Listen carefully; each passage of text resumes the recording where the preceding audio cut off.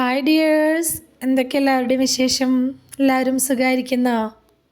ഇന്നൊരു അടിപൊളി കിഡിലൻ ടേസ്റ്റിലുള്ള ഒരു 4 മണി പലഹാരത്തിൻ്റെ റെസിപ്പി കൊണ്ടാണ് കേട്ടോ വന്നിട്ടുള്ളത്. നല്ല ഹെൽത്തിയാണ്, അതുപോലെ തന്നെ നല്ല ടേസ്റ്റി ആയിട്ടുള്ള ഒരു 4 മണി പലഹാരത്തിൻ്റെ റെസിപ്പിയാണ്. അപ്പോൾ ഇതെല്ലാവരും ഒന്ന് കഴിച്ചിരിക്കാൻ ചാൻസ് ഇല്ലാത്ത ഒരു പലഹാരം കൂടിയാണ് കേട്ടോ. അതെന്താണെന്ന് വെച്ചാൽ ഞാനിത് ഉണ്ടാക്കിയെടുക്കുന്നത് ഈ ഒരു ഐറ്റം കൊണ്ടാണ്. കപ്പ വെച്ചിട്ടാണ് ഈ ഒരു അട നമ്മൾ തയ്യാറാക്കിയെടുക്കുന്നത്. അപ്പോൾ നമുക്കിത് എങ്ങനെ ഉണ്ടാക്കുന്നതെന്ന് നോക്കിയാലോ. അപ്പോൾ വീഡിയോ എല്ലാവരും ഒന്ന് സ്കിപ്പ് ചെയ്യാതെ മുഴുവനായിട്ട് കാണാൻ ശ്രമിക്കണം കേട്ടോ. അപ്പോൾ അതിനായിട്ട് ഞാൻ ഇതുപോലെ ഒരു 6 പീസ് കപ്പ, ഇതുപോലെ ഞങ്ങളുടെ ഇവിടെ കപ്പ കൊള്ളി എന്നൊക്കെ പറയും കേട്ടോ, ഇതുപോലെ ക്ലീൻ ചെയ്ത് വെച്ചിട്ടുണ്ട്. അത് ഞാൻ ഇതുപോലെ ഒരു ഗ്രേറ്ററിൽ വെച്ച് ഗ്രേറ്റ് ചെയ്തെടുത്തിട്ടുണ്ട്. അപ്പോൾ ഗ്രേറ്ററിൽ അതൊരു കുഞ്ഞു കുഞ്ഞു പീസാക്കി കട്ട് ചെയ്തെടുത്താലും മതി കേട്ടോ. ഗ്രേറ്റർ ആകുമ്പോൾ നമുക്ക് മിക്സർ ജാറിലിട്ട് അരയ്ക്കാനുള്ളതാണ്, അപ്പോൾ ഈസി ആയിട്ട് അരച്ചെടുക്കാൻ പറ്റും. ഈ ഗ്രേറ്റ് ചെയ്ത കപ്പയിലേക്ക് കുറച്ചധികം തന്നെ വെള്ളം ഒഴിച്ച് കൊടുക്കുക. എന്നിട്ട് ഇത് കൈ വെച്ച് നന്നായിട്ട് തിരുമ്പി കഴുകിയെടുക്കണം.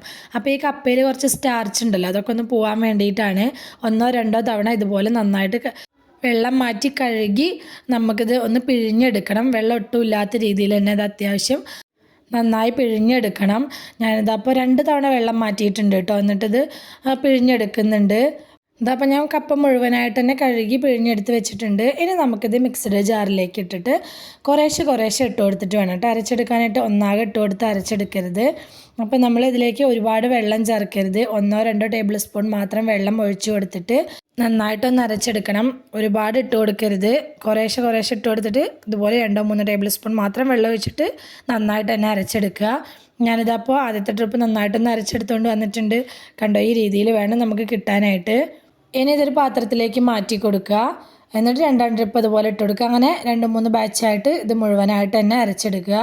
പിന്നെ സബ്സ്ക്രൈബ് ചെയ്യാതെ കാണുന്ന നമ്മുടെ പുതിയ കൂട്ടുകാർ ആരെങ്കിലും ഉണ്ടെങ്കിൽ പ്ലീസ് ഒന്ന് സബ്സ്ക്രൈബ് ചെയ്ത് സപ്പോർട്ട് ചെയ്യണേ. കൂടെയുള്ള ബെൽ ബട്ടണും കൂടി ക്ലിക്ക് ചെയ്ത് വെക്കുകയാണെങ്കിൽ ഞാനിടുന്ന പുതിയ വീഡിയോസിൻ്റെയൊക്കെ നോട്ടിഫിക്കേഷൻ നിങ്ങൾക്ക് കിട്ടുന്നതായിരിക്കും കേട്ടോ. ഞാനിതപ്പോൾ കപ്പ മുഴുവനായിട്ട് തന്നെ അരച്ചെടുത്തുകൊണ്ട് വന്നിട്ടുണ്ട്. ഇനി ഇതിലേക്ക് ആവശ്യമായിട്ടുള്ള കുറച്ച് ഉപ്പ് ആഡ് ചെയ്ത് കൊടുക്കുക. ഒരുപാട് ഉപ്പൊന്നും ഇട്ട് കൊടുക്കണ്ട കേട്ടോ, കുറച്ച് ഉപ്പ് ആഡ് ചെയ്ത് കൊടുക്കുക.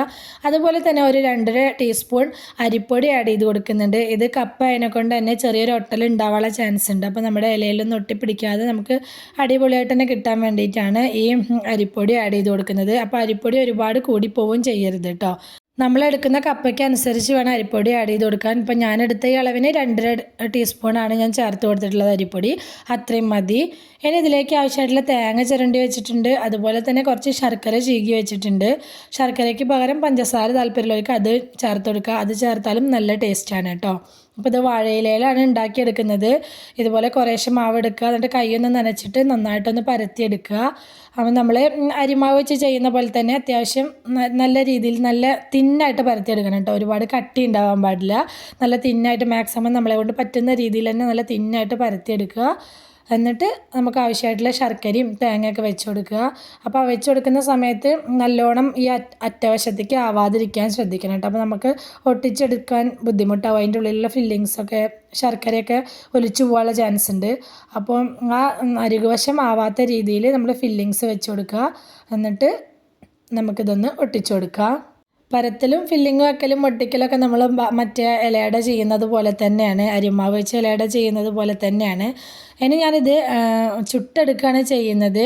അപ്പോൾ ഞാനൊരു ഇതുപോലെ പഴയ മൺചട്ടി വെച്ച് കൊടുത്തിട്ടുണ്ട്. അതുപോലെ അടയൊക്കെ ചുടാനായിട്ട് ഉപയോഗിക്കുന്നൊരു ചട്ടിയാണ് കേട്ടോ. അപ്പോൾ ആവിയിൽ വേവിക്കുന്ന അടനേക്കാട്ടിലൊക്കെ എനിക്ക് കൂടുതൽ ഇഷ്ടം ചുട്ടെടുക്കുന്നതാണ്. അപ്പം ഞാനിപ്പോൾ ഇതുപോലെ ഒരു മൺചട്ടി വെച്ച് കൊടുത്ത് നിങ്ങളുടെ കയ്യിൽ പഴയ ഉപയോഗമില്ലാത്ത നോൺ സ്റ്റിക്കിൻ്റെ പാനോ അതുപോലെ പഴയ ദോശക്കല്ലോ അങ്ങനെയൊക്കെ ഉണ്ടെങ്കിൽ അതിലൊക്കെ വെച്ച് ചുട്ടെടുക്കാം കേട്ടോ. അത് ചുട്ടെടുക്കുമ്പോഴാണ് കൂടുതൽ ടേസ്റ്റി ആയിട്ടുള്ളത്. ഒരുപാട് തീ കൂട്ടി വയ്ക്കാതെ ചെറിയ ഫ്ലെയിമിൽ വെച്ചിട്ട് തിരിച്ചും മറിച്ചും ഇട്ട് വേവിച്ചെടുക്കണം. ഇത് കപ്പേനെ കൊണ്ട് തന്നെ ചട്ടിയിൽ വെച്ച് ചുട്ടെടുക്കുമ്പോഴായിരിക്കും നല്ല അടിപൊളിയായിട്ട് കിട്ടുക. ആവിയിൽ വേണമെങ്കിലും വേവിച്ചെടുക്കുക, പക്ഷേ ചെറിയൊരു ഒട്ടൽ പോലെ ഉണ്ടാവും കേട്ടോ. അങ്ങനെ താല്പര്യമുള്ളവർക്ക് അങ്ങനെയും ചെയ്തെടുക്കുക. 2 രീതിയിൽ നിങ്ങൾ ചെയ്ത് നോക്ക്. ഇത് വേവുന്നത് വരെ തിരിച്ചും മറിച്ചിട്ട് വേവിച്ചെടുക്കുക. വെന്ത് കഴിഞ്ഞാൽ അത് ഇലയെന്നൊക്കെ വിട്ട് അതിൻ്റെ സൈഡിലൊരു ഗോൾഡൻ കളറൊക്കെ അവിടെയും ഇവിടെയൊക്കെ ആയി വരും. ആ സമയത്ത് നമുക്കിത് ചട്ടിയിൽ നിന്ന് എടുത്ത് മാറ്റാം. ഞാനിതപ്പോൾ ബാക്കിയുള്ള എല്ലാ അടയും ഇതുപോലെ ചുട്ടെടുത്തിട്ടുണ്ട്. ഒരു വ്യത്യസ്തമായിട്ടുള്ളൊരു ടേസ്റ്റ് തന്നെയാണ് കേട്ടോ. എല്ലാവർക്കും എന്തായാലും ഇഷ്ടമാവും. നമ്മൾ അരിമാവ് വെച്ച് ഇലയുടെ തയ്യാറാക്കുന്നതിൽ നിന്നൊക്കെ വ്യത്യസ്തമായിട്ട് വേറെ തന്നെ ഒരു ടേസ്റ്റുള്ള റെസിപ്പിയാണ്. അപ്പോൾ ഇതൊരു പഴമയുടെ രുചി കൂടിയാണ്. നമ്മുടെ മക്കൾക്കൊക്കെ എന്തായാലും ഇതൊക്കെ ഉണ്ടാക്കി കൊടുക്കണം കേട്ടോ. ഇതുപോലത്തെ റെസിപ്പീസൊക്കെ എന്തായാലും മക്കൾക്ക് ഉണ്ടാക്കി കൊടുക്കണം. എണ്ണയിൽ മുക്കി പൊരിച്ച പലഹാരവും അതുപോലെ തന്നെ പിസ്സ, ബർഗർ ഇതൊന്നും അല്ലാതെ തന്നെ ഇതുപോലത്തെ നാടൻ പലഹാരങ്ങളുടെ ടേസ്റ്റും അവർ അറിയണമല്ലോ. തീർച്ചയായിട്ടും നിങ്ങൾ ട്രൈ ചെയ്ത് നോക്കണം. മക്കൾ സ്കൂൾ വിട്ട് വരുന്ന സമയത്താണെങ്കിലും അല്ലെങ്കിൽ 4 മണി ചായക്കാണെങ്കിലും ഒക്കെ ഒരു കട്ടൻ ചായയുടെ കൂടെ അടിപൊളിയായിട്ട് കഴിക്കാൻ പറ്റിയിട്ടുള്ള നല്ലൊരു റെസിപ്പിയാണ്. അതുപോലെ ഈ കപ്പ വെച്ച് അട തയ്യാറാക്കി കഴിച്ചിട്ടുള്ളവരൊക്കെ ഒന്ന് കമൻറ്റ് ചെയ്യണം കേട്ടോ. വീഡിയോ ഇഷ്ടമായിട്ടുണ്ടെങ്കിൽ എല്ലാവരും മറക്കാതെ ലൈക്ക് ചെയ്യണേ. അതുപോലെ തന്നെ നിങ്ങളുടെ അഭിപ്രായങ്ങളൊക്കെ കമൻ്റായിട്ട് പറയണം കേട്ടോ. റെസിപ്പി ഇഷ്ടമായിട്ടുണ്ടെങ്കിൽ എന്തായാലും നിങ്ങൾ നിങ്ങളുടെ ഫ്രണ്ട്സിനും ഫാമിലിക്കൊക്കെ ഒന്ന് ഷെയർ ചെയ്ത് കൊടുക്കുക കൂടി വേണേ. ഇതുവരെ കൂടെ നിന്ന് സപ്പോർട്ട് ചെയ്തിട്ടുള്ള എൻ്റെ എല്ലാ മുത്തമണികൾക്കും ഒരുപാട് നന്ദി.